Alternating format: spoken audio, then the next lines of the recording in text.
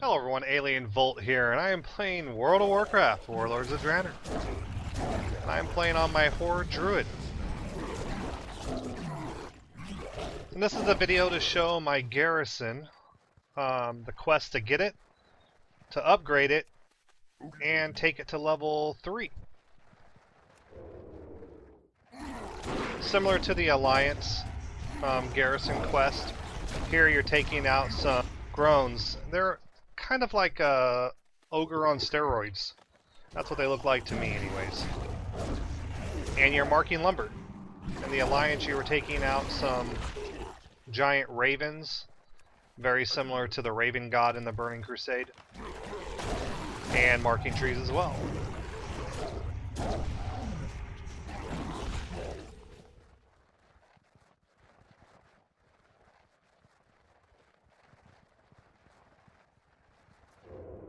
One of the main differences between my Horde Druid and my Alliance Druid is my Horde Druid is not nearly as geared as my Alliance Druid was, so my damage output is not the same. My kills come a little harder. Another thing I like better about my Night Elf Druid is that I have Shadow Meld, which almost acts as like a vanish for Druids. Not quite, because you can't get away, but it will take you out of combat and stealth you out for a moment, so you can stealth afterwards. Which I have to say, definitely comes in handy, especially if you don't want to fight a group of mobs you aggro. My Tauren Druid, on the other hand, gets some increased stamina. Hey, Commander. That's really about it. I'm on it. I'm all yours, Commander. Love it. But he does look pretty cool. Alright, so we got all of our lumber resources that we needed. Now we got to clear out a cave. And on the Alliance side, this was more used for like a Cenarian kind of enclave. For Druids, I'm sure it'll be similar on the Horde side.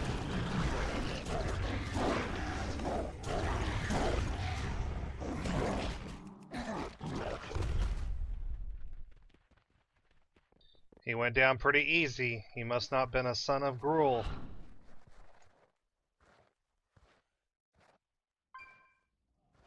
So, what next, Commander? Yeah. I'll take care of it. Gee.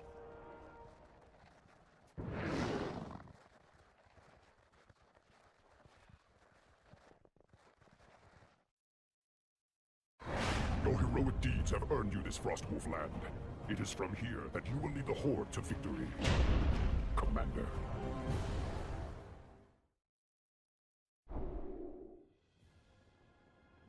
Alright. Now this is basically kind of stage 1, the very beginning of our garrison. And it doesn't look like much. And honestly, there's not too much here. You've got a pit, which I honestly don't know where that came from. We removed some lumber. I don't remember digging any holes.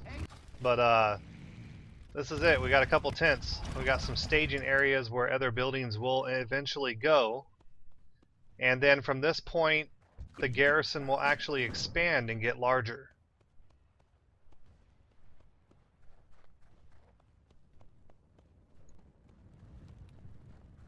And the first part of this expansion will be a couple of really simple quests that they have you do right around the barracks or the garrison. Have a good one. And that's going to be to actually put down the barracks.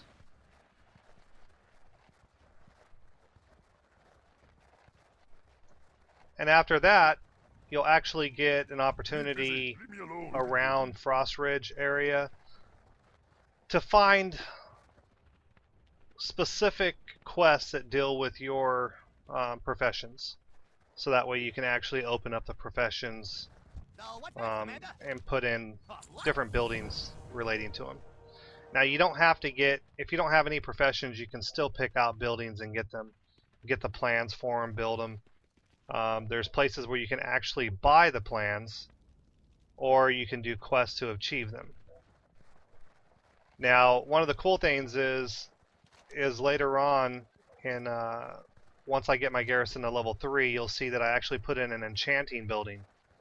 I'm not an enchanter, I'm a skinner and a leather worker. But I can put in the enchanting building and actually enchant my neck and my rings, which is a big plus for me. It's something that I don't have to fork out a bunch of gold for or mats to someone else to actually enchant for me. And since most of my main characters that I utilize on the Alliance side, I can't send enchants to myself. It's not a bound on account item, so it's not going to work to mail. And I do plan on playing this guy a lot more this expansion than I did last expansion, only because there's a group of guys that I play Battlefield 4 with that are playing this expansion and they all play Horde. So we've planned on getting together and running some dungeons, doing some PvP, different things. See how it goes.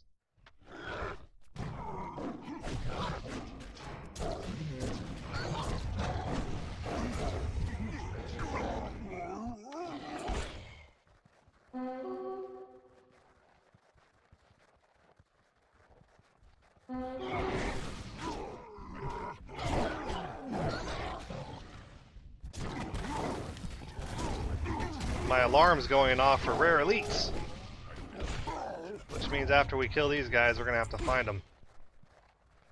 Because the rare elites will drop some really cool blue items. You have a chance to upgrade it to a purple, which is really nice. With this expansion, that's something they did. I don't know if you've seen any of my other videos, I talked about it in those a little. Basically, anytime you loot anything in this expansion, you have an opportunity to upgrade it from a green to a purple. It just depends on, you know, what numbers rolled when you actually loot the item. And of course you don't see it, it's just automatically done, but it's still a very cool feature. And that includes getting your companions for your little side missions. Now of course every time you loot something you want to get a purple, but it doesn't always work out that way. Now there are two items, or two buildings that basically you can get, one on each side. On the Alliance side and then on the Horde side. On the Horde side I believe it's a war bunker. On the Alliance side it's a Dwarven bunker. And those items, those buildings actually increase your opportunity to upgrade your items when you get the drops, which is really nice. Now, of course, if you're raiding, you know, that's not really a big deal, but if you're out questing and you're just picking up items, it's still a pretty cool thing.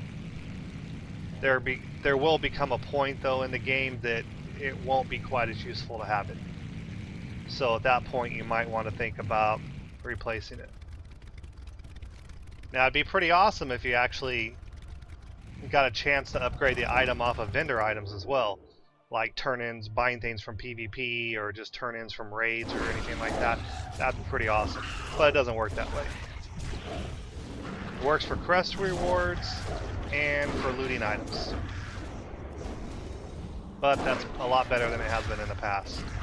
Because how many times you do a quest for a green item that isn't even going to benefit you, now you have an opportunity to upgrade it to a purple, which may actually be an upgrade.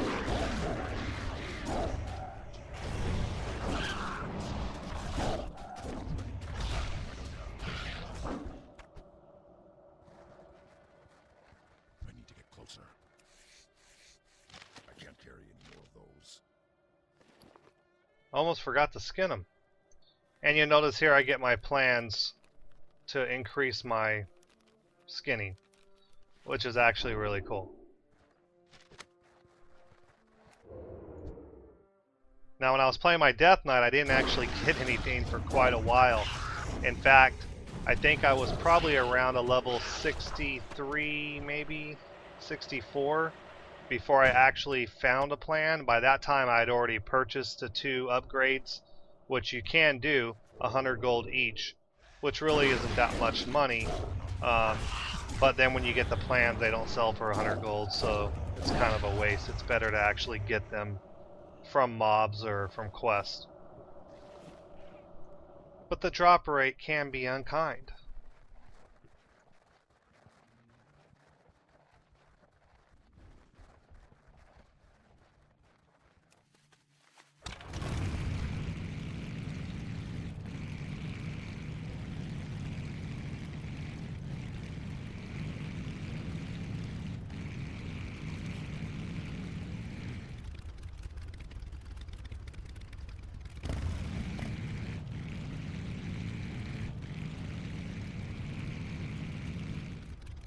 Almost done.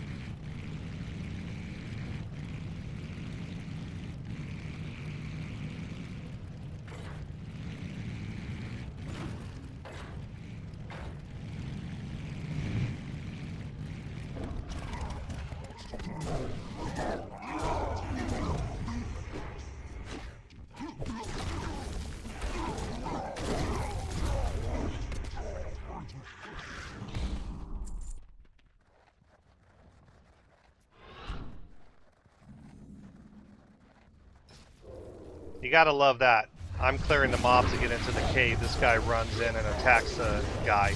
Could have killed him before I even got in here had I not sprinted in. Asshole.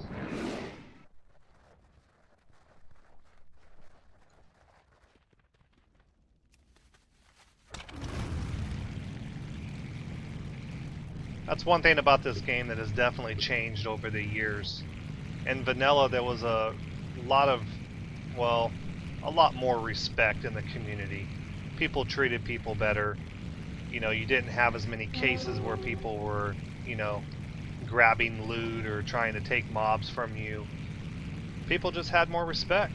I mean, you put a lot of time into your character, and if you created a bad name for yourself on the server, you were pretty much screwed. There were no server transfers back then. You couldn't change your name. You were done. Guilds would kick you out, you know, for taking loot or giving their guild a bad name. It was just a different time, different place, you know. The age group of the people that play the game now are much younger than what it was back then. It's more of an open game now. If you run into problems on a server because of whatever reason, you can jump to a new one. You can change your name in game. I mean, there's no consequences for anything anymore. And that has had a big effect on the way people play this game. Alright, so we've got our upgrade plans for our barracks here, and we have just created them. Now, as far as the smaller building, I can't really do anything with that yet until I actually get a pair of plans. The nice thing about this one, the first time you do the barracks, it's immediate. All yours, Commander. Other times you'll have to come back in, you know, an hour or so. Sometimes 3, you know, whatever the time period may actually be on it. I think it's different per each stage that you actually upgrade the item to. And then when it's finished, you complete it. What do you need for the Horde? Alright. And we got a quest to go get our companion. Hopefully when we turn that in, when we finish it, it'll be an upgraded companion and not just green, but we can't get an upgrade every time. Yeah, I'll take care of it, geez. Alright. And now we are going to actually upgrade our garrison to a level 2. I have seen you and your armies win many hard-fought battles across Draenor. We now face our greatest challenge as we attempt to unite against the Iron Horde.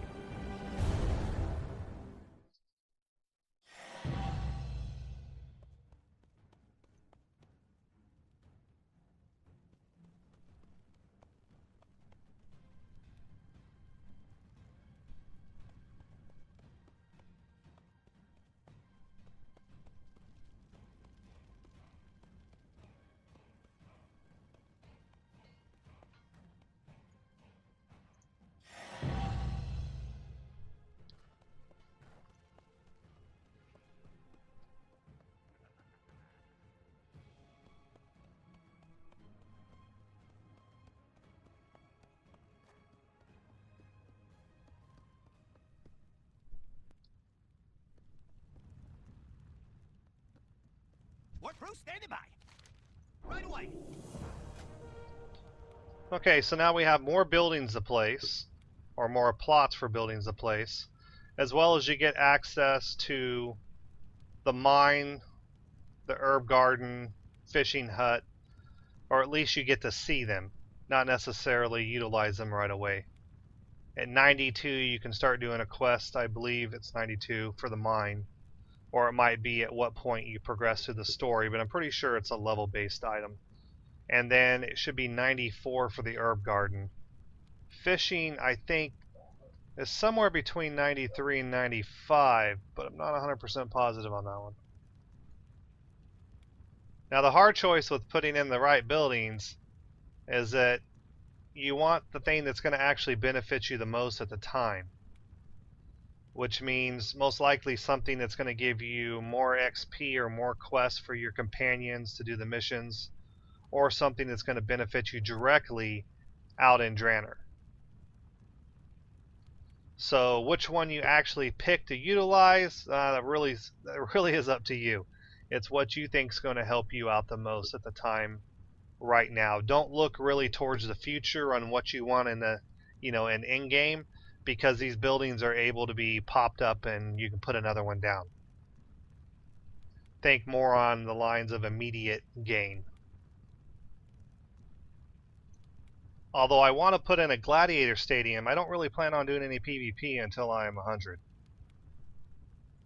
And because I'm going to be doing more instances, not only with the group of friends that I'm going to be playing with, but also because this is a PvE server, I'm really leaning towards the inn, the tannery for professions, as well as a storehouse, because that gives you access to the bank, in your garrison, which is really, really nice.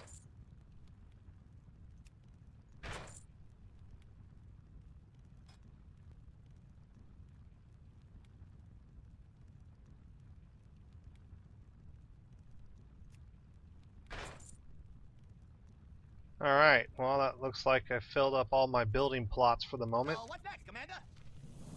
Now I wish there was some way you can actually upgrade the size of the plot if you wanted to.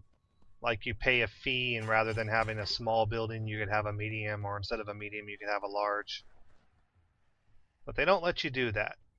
Another thing I think would be really cool is if the garrisons were account-wide. So, not necessarily cross-faction, but account-wide, so that way, no matter how many horde you had, you could build pretty much everything. Every building could be in your garrison. And then the quest rewards were just limited. So, if you had it to a building, 3, then you could still only do 25 quests, period, on that building a day. So if you had 3 characters that were enchanters, you could still only do 25 quests versus doing 25 quests on 3 different characters because you have 3 different garrisons up to level 3.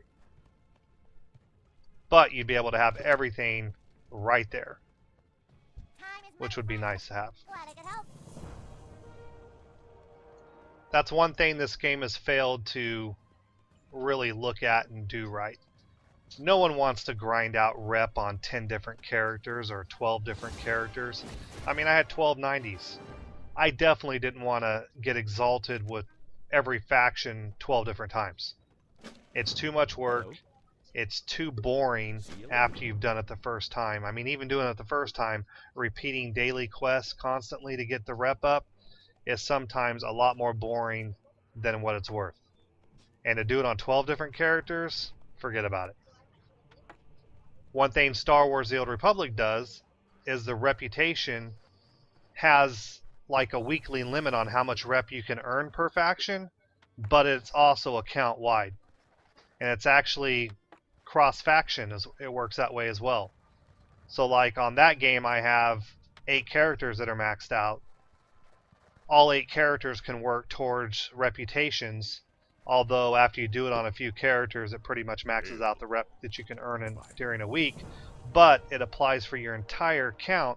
So once you get exalted, all of your characters can go to vendors and buy the items you need.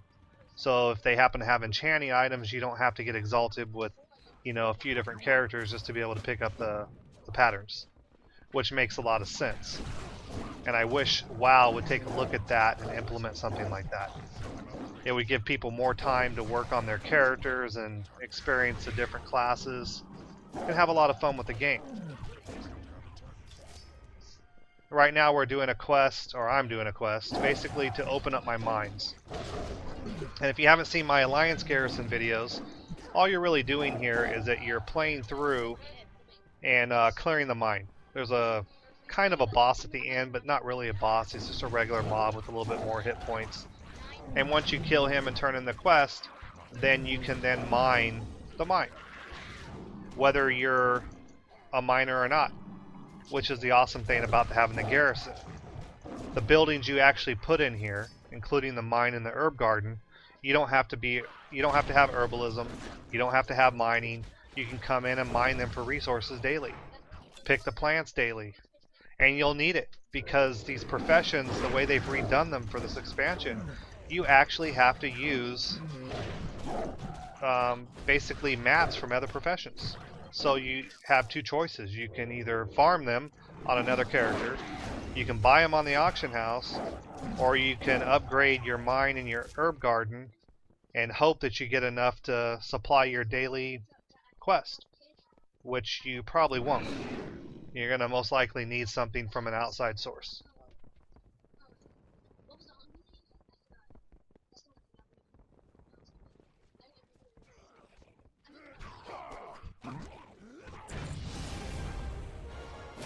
And there it is. The mine is done. At least it's the basic mine. So it had one cavern in it basically to mine. When you upgrade it to level 2, you get 2 caverns. At 3, you get 3. You get the idea. The same thing with the herb garden. It just multiplies. You get, another roll of herbs. Alright, now you'll notice my garrison is actually a level 3 at this point. So I've actually increased it. I've got different buildings. You'll see here I put in the bunker so that way I can increase my drops. I put in the gladiator stadium that I wanted because I'm going to be PvPing with some of my friends. And I actually put in an enchanting building. And the reason I did that, like I said in the beginning of this video or early on in the video, was that I want to be able to enchant my neck and my rings, because enchants were a little harder for me to come by in the last expansion because I didn't actually have an enchanter, and I didn't like the idea of paying outrageous prices for enchants. Okay, so here we have the enchanter study. They'll actually give you a quest here, and it's pretty easy. You just have to do one of your dailies, and the dailies are limited according to how many actual levels you've increased your building. At like 3 you get 25 or 24 maybe. When you start out, you get the basic number, and it basically kind of doubles each time, or at least doubles the original amount. Okay, here's our gladiator sanctum. Speak. And when you kill enemy players in the world, Run with the pack. you pick up bones, and then you turn in the bones for garrison supplies and other rewards. Now the war mill, this is the cool one. This is the one that actually increases your drops. That's nice. And look, we get this nice tabard. You can also get items to actually transmog. So you can look like, like for the Alliance, it's like the Stormwind Knights. For the Horde, I believe it's the Orcs. You look like the Orc guards, but which is still pretty cool. Now this is a different thing. You've got target dummies, but the difference is these target dummies can actually kill you. They do damage to you. So you have one that you have to heal, and you'll notice I'm not a healer, so my healing spells aren't going to do too much. And then you've got the DPS one that was in the middle that I was attacking. Now look at the tank one. Look how much damage it takes away. You do that a few times without putting on debuffs and healing yourself, you're going to die. So the target actually swings around and hits you with the sword, which is pretty cool. It keeps you on your toes. And I mean, if you're a tank, you just don't want to check the damage you're doing. You want to check how much damage you can actually take. And that's what it's intended for. The only problem is if you're standing there and you're AoEing, you're going to take some damage, even if you're on the DPS dummy. If you're not careful, you'll kill yourself. Alright, we had a portal up there on top of the tower to Ashran, which is very convenient. That's the PvP area. Now, you'll notice here that I've upgraded my mine to a level 2. I intend on doing to level 3. I've already paid for the pattern. But in this video, just to keep it shorter, what I've done is I don't have time to go back. I haven't actually upgraded it yet. So rather than waiting until I do that, I'm just showing you the 2 caverns here in comparison to when we ran down and cleared it earlier to actually open it up. Now you'll notice that when you open it up to level 2 and level 3, what you have are a lot of mine carts like this, which give you just some little bonuses. You can click on them. They'll let you move faster in the mine and mine faster as well, so that way you get in and out a lot quicker. So you'll notice you actually get quite a bit of ore out of here. I mean, you're not going to get rich off of it selling it on the auction house, but you will get a decent amount to help you with doing your dailies or help you with your crafting. Now the darker ore that you see in here, that's what you're going to actually use for questing. The lighter ore is what your armorers are going to use to craft things. And the strangest part about all this is that unless it's glitched and they haven't fixed it, you can't break down this ore for gems. So I don't know exactly where we're supposed to get gems yet. I know my Death Knight's an enchanter and a gem maker, and so far I haven't got any gems. All that I have right now are like the little crystals that you end up getting from doing the quest.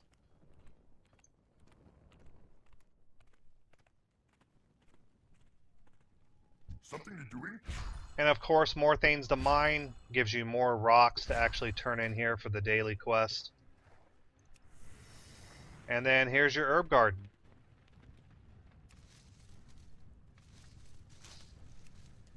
And most of these herbs aren't going to be useful to me. If you're lucky, you'll get these creatures that come out and attack you. And what they do is they give you more herbs, so you can actually collect more. If you don't have multiple characters where you're going to use these herbs, you can either collect them for potions and stuff and have other people make them for you, or you can actually sell them on the auction house if your profession doesn't need them. Oh, I thought my bleeds were going to kill him right away, but it didn't work out that way. Now this is the only plant that I can actually use so far for leatherworking. And it sucks that I only got one, but at least I did get one of these little elemental monsters, the little creatures. Look kind of like sunflowers to me. But at least I got one of those on the plant that I actually needed, so it gave me more than just the one plant would have given me, which is a plus, but I would have definitely liked to have had about 3 or 4 of those plants down here. And you get these little items down here. I guess you can transmog those gray items to weapons if you wanted to. I don't know why you would want to. And you can save the seeds for the little companion that they sell there. You need 1,000 of them though. They will add up, I'm sure. It wouldn't take that long to save them, but 1,000 is quite a bit of seeds.